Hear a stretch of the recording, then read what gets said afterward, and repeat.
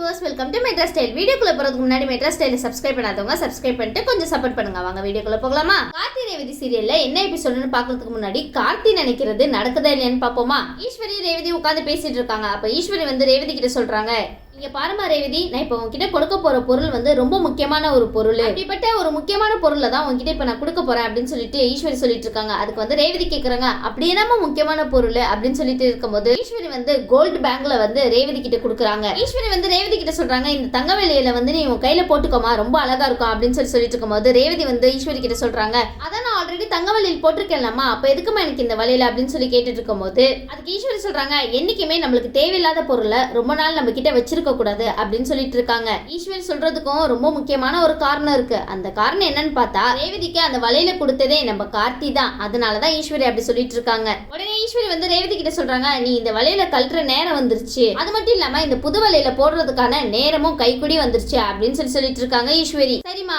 உங்க ஆசைப்படியே இந்த வலையில நான் போட்டுக்கிறேன் அப்படின்னு சொல்லிட்டு அவங்க அம்மா கிட்ட இருந்து அந்த வலையில வாங்குறாங்க. உடனே ரேவதி வந்து சரி இந்த வலையில கழட்டிட்டு நான் அந்த வலையில போட்டுக்கிறேன் அப்படின்னு சொல்லிட்டு இருக்கும்போது உடனே ரேவதி வந்து ஈஸ்வரி கிட்ட சொல்றாங்க, அம்மா நான் போட்டிருக்கிற வலையில கழட்ட முடியலமா அப்படின்னு சொல்லிட்டு இருக்காங்க. உடனே எல்லாருமே வந்து ட்ரை பண்ணி பாக்குறாங்க. ஆனா ரேவதி கையில இருந்து யாருனாலுமே அந்த வலையில கழட்டவே முடியல. அது எப்படி முடியும்? கார்த்தினால மட்டும்தான் ரேவதி கையில இருந்து அந்த வலையில கழட்ட முடியும். மத்த யாராவது அந்த வலையில கழட்டினா வராதுல்ல. உடனே ஈஸ்வரி சொல்றாங்க, எங்க குடு ரேவதி, நான் வந்து வலையில கழட்டி பாக்குறேன் அப்படின்னு சொல்லிட்டு இருக்கும்போது அவங்களாலையும் முடியல. உடனே கார்த்தி வந்து அங்க இருந்து இந்த சீன் எல்லாம் பாத்துட்டு இருக்காரு. உடனே வந்து ரேவதி கிட்ட கேக்குறாங்க, நான் வேணா ஒரு தடவை ட்ரை பண்ணி பாக்கட்டுமா அப்படின்னு சொல்லி கேட்கும்போது ரேவதி வந்து சரிங்க சார் அப்படின்னு சொல்லிட்டு வைக்கப்படுறாங்க. ரேவதி, இது ரொம்ப நல்லா இருக்கே.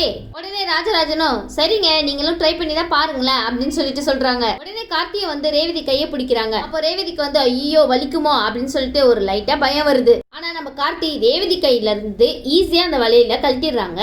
உடனே சூரியகலா மூஞ்சியும் ஈஸ்வரி மூஞ்சியும் பார்க்கணுமே, செம்ம ஷாக்கிங். கார்த்தி, உங்களுக்கு இந்த ஷாக்கிங்லாம் பத்தாது, வேற ஏதாவது பண்ணுங்க சரின்னு சொல்லிட்டு ஒரு பக்கம் ஈஸ்வரியும் சூரியகலாவும் ஷாக்கிங்ல இருக்க, ஒரு பக்கம் கார்த்தி வந்து மறுபடியும் ரேவதியோட கையை பிடிச்சி ஈஸ்வரி கொடுத்த வலையில அழகா போட்டு விடுறாரு. அந்த சீனை விட இந்த சீன் செம்ம சூப்பரால இருக்கு. கார்த்தி ரேவதிக்கும் ஒரே ரொமான்ஸ் தான் போல. அது மட்டும் இல்லாம நம்ம ரேவதி வச்ச கண்ணை எடுக்காம கார்த்தியே ரசிச்சு ரசிச்சு பார்த்துட்டு வேற இருக்காங்க. உடனே கார்த்தியும் ரேவதியும் ஒருத்தருக்கு ஒருத்தர் பார்த்து ரசிச்சு அழகா சிரிச்சுக்கிறாங்க. பார்க்கவே ரொம்ப அழகா இருக்கு. அதே மாதிரியே ரேவதிக்கு கூடிய சீக்கிரம் எல்லா ஞாபகமே வந்துச்சுன்னா இன்னும் இதெல்லாம் பார்க்க எவ்வளவு அழகா இருக்கும். உடனே ஈஸ்வரி இதெல்லாம் பார்த்துட்டு சும்மா இருப்பாங்கன்னு நினைக்கிறீங்க? ஈஸ்வரி வந்து ஒரு பக்கம் நினைக்கிறாங்க, உன்னை நான் வந்து என்ன பண்ற பாரு அப்படின்னு சொல்லிட்டு நினைச்சிட்டு இருக்கும் போது ஒரு பக்கம் வந்து ரேவதிக்கு நிச்சயதார்த்த புடவையை கொடுக்குறாங்க.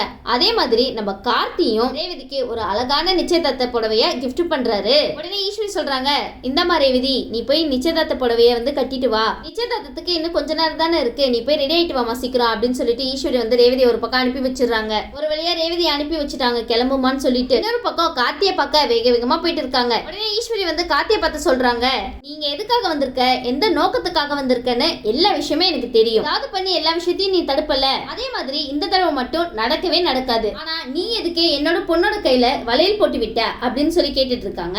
கார்த்தி சொல்றாங்க, என்ன அத்தை, உங்க பொண்ணு கையில இருந்து வளையல் தான் வரவே இல்லையே, அதுக்காக நான் ஹெல்ப் பண்ணேன், ஹெல்ப் பண்றது ஒரு தப்பா அத்தை அப்படின்னு சொல்லி கார்த்தி கேட்டுட்டு இருக்காரு. என்ன ஈஸ்வரி, கார்த்தி கேட்கறதும் ஒரு நியாயமான கேள்வி தானே, ஹெல்ப் பண்றது தப்பா என்ன? அதுக்கு ஈஸ்வரி சொல்றாங்க, ஹெல்ப் வந்து யார் வேணாலும் பண்ணலாம், ஆனா நீ மட்டும் ஹெல்ப் பண்ணு எங்களுக்கு வந்து எதுவுமே பண்ண தேவையில்ல அப்படின்னு சொல்லிட்டு இருக்காங்க. நீ எதுக்கு இங்க வந்த, அந்த வேலையை மட்டும் ஒழுங்கா பார்த்துட்டு வயிறு நிறைய சாப்பாடை சாப்பிட்டுட்டு கிளம்புற வேலையை பாரு அப்படின்னு ஈஸ்வரி சொல்லிட்டு இருக்காங்க. ஈஸ்வரி, கார்த்தி சாப்பிடறதுக்கா வந்தாரு, அவர் வேலையை தான் பார்த்துட்டு இருக்காரு. உடனே ஈஸ்வரி சொல்றாங்க, அது மட்டும் இல்லாம என் பொண்ணுக்கே ஏன் முன்னாடி புடவை கிஃப்டா கொடுக்குற நீனு இல்ல அப்படின்னு சொல்லிட்டு இருக்காங்க. உடனே கார்த்தி சொல்றாங்க, ஆமா அத்தை, என்னோட மனைவிக்கு நிச்சயதார்த்தம் இன்னைக்கு, அப்போ நிச்சயதார்த்த புடவை யார் வாங்கிட்டு வரணும், நான் தானே வாங்கிட்டு வரணும், அதானே முறை அப்படின்னு சொல்லிட்டு இருக்காங்க. ஈஸ்வரி சொல்றாங்க, ஓ அப்ப நீ வாங்கிட்டு வந்த புடவைய என் பொண்ணு கட்டுவான்னு உனக்கு நினைப்பு வேற இருக்கா அப்படின்னு சொல்லிட்டு இருக்காங்க. கார்த்தி சொல்றாரு, நினைப்பெல்லாம் இல்ல அத்தை, கண்டிப்பா நான் கொடுத்த புடவை தான் கட்டிட்டு வருவாங்க பாருங்க அப்படின்னு சொல்லிட்டு இருக்காங்க கார்த்தி.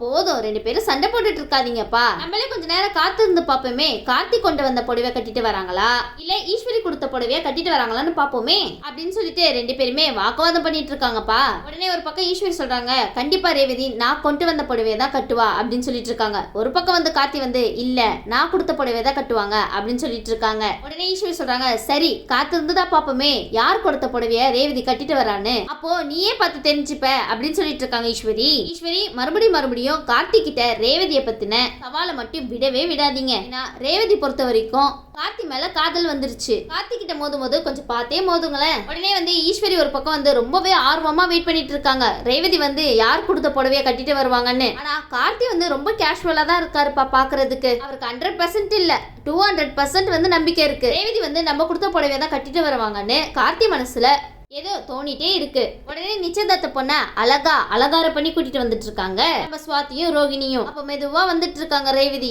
அப்போ வந்து ஆர்வமா வந்து ஈஸ்வரி பார்த்துட்டு இருக்காங்க. யார் கட்டின புடவைய வந்து ரேவதி வந்து கட்டிட்டு வரா அப்படின்னு நினைச்சிட்டு இருக்கும் போது ரேவதி வந்து கார்த்தி கொடுத்த சாரியை தான் கட்டிட்டு வராங்க. அட இந்த ட்விஸ்ட் ரொம்ப நல்லா இருக்கே.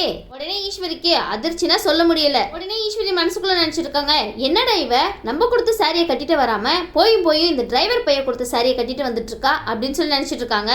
பாவம் ஈஸ்வரிக்கு அந்த இடத்துல பொண்ணை திட்டவும் முடியல. அந்த இடத்துல போய் என்ன சொல்றது ரேவதியா அப்படின்னு சொல்லிட்டு யோசிச்சுட்டு இருக்காங்க. என்ன ஈஸ்வரி பண்றது, என்ன சொல்ல முடியும், அவங்களதான் நிச்சயதார்த்த பொண்ணாச்சே. இப்ப போய் ஏன் இப்படி பண்ண அப்படின்னு சொல்லி கேட்டா எல்லாரும் உங்களதான் பார்த்து கேட்பாங்க என்னாச்சுன்னு. அப்புறம் நீங்க எல்லாத்தையும் சொல்ல வேண்டியதா வரும். எதுக்கு?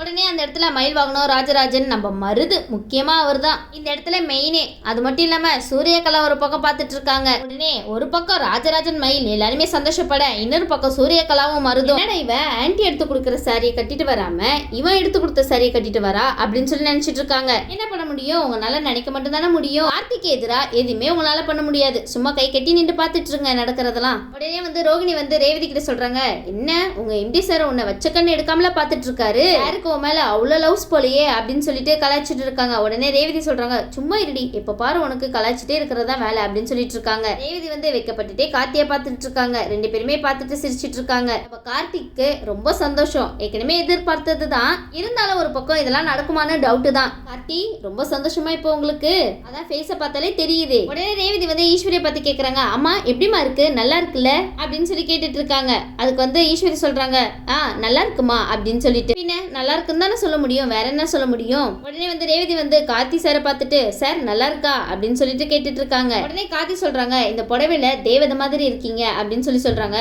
கார்த்தி எல்லாருமே இருக்காங்க பார்த்து. உடனே வந்து ரேவதி வந்து ரொம்ப தேங்க்ஸ் சார் அப்படின்னு சொல்லி சொல்லிட்டு இருக்காங்க. உடனே ஈஸ்வரி நினைக்கிறாங்க, என்ன பண்றது, இப்போதைக்கு எல்லாத்தையும் பொறுத்து தான் ஆகணும், ஏன்னா நம்மளை சுத்தி எல்லாரும் இருக்காங்க, அதுக்கப்புறம் அசிங்கம் என்னமோ நம்மளுக்கு தான் அப்படின்னு சொல்லிட்டு ஈஸ்வரி அமைதியாவே இருந்துடுறாங்க. ஈஸ்வரி இப்ப மட்டும் இல்ல, எப்பயுமே நீங்க இந்த மாதிரி அமைதியா இருந்தா எந்த பிரச்சனையும் கிடையாது. உடனே சூரியகலா வந்து நடக்கிற விஷயத்தெல்லாம் பார்த்துட்டு உடனே மருதுக்கு கால் பண்றாங்க, நீ வந்து கொஞ்சம் வெளியே வா, உன்கிட்ட பேசணும் அப்படின்னு சொல்லிட்டு. உடனே வந்து சூரியகலா வந்து மருதை பார்த்து பேசிட்டு இருக்காங்க.